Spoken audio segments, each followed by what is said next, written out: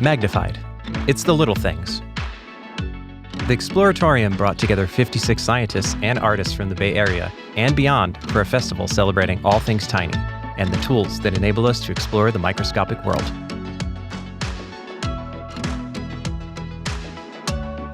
We had 44 microscopes on the floor.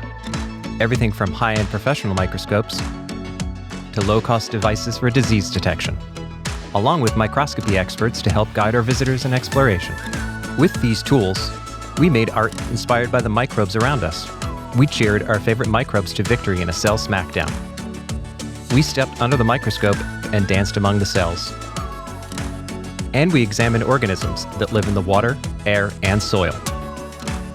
This celebration of seeing small and all things microscopy at the Exploratorium was supported by the Center for Cellular Construction, a science and technology center funded by the National Science Foundation.